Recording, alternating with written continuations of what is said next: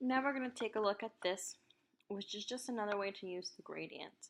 So first we'll start with something in the background so you can see the difference in the gradient. I think that color's fine.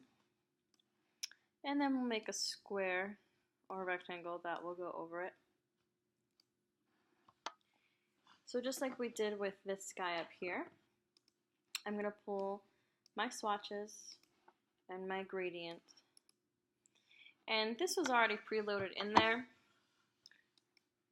We'll keep up something like this. And so right now with the normal gradient, it's at 100% opacity. And you can see that here. But I can easily lower it and work with that so you can get a more maybe interesting layering effect. Make sure that's highlighted again.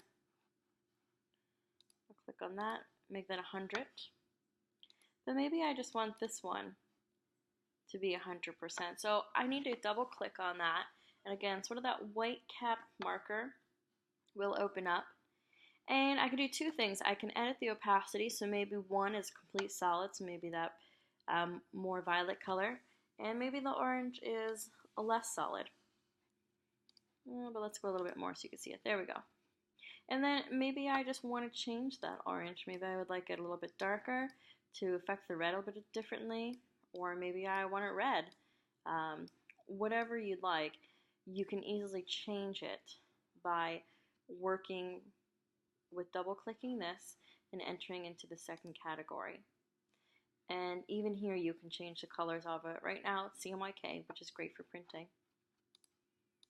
So I'm just going to click off of that and into here.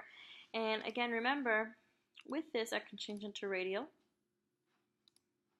And also, this will let you set up your colors, change the opacity, and even change the colors again if you want to edit it. You can work with the angles here as well. And have some fun there. And also, if you come over here, you can work with this and change that as well. So all I did was click and dragged. And because I still have it in radial, wherever I begin to click and drag it out, that's where the center will be. And of course I can change this by clicking on this little guy here. And if I had more colors, I could also change it by moving the more colors around, but I only have 2 right now. So we can change that, we can make it big, we can make it small. And if I just sort of click off of it, I can change that as well. So let's actually add a third color in and just see what it does here. And maybe with this one it's 30% opacity.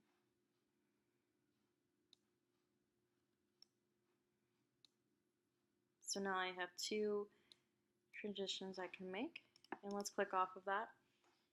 So if I take it off the red, that's what it would look like. If I put it on the red. So it could be really interesting effects. So just remember, this is where you want to start. You want to start over here with this gradient box. And then for a more directional method, you really want to come over here and work with this. This is really what this is known for, to move that around. So let's just go back to linear. And again, I can move this around. And just because it's linear doesn't mean we can't do it in angles. Just means it won't be radial.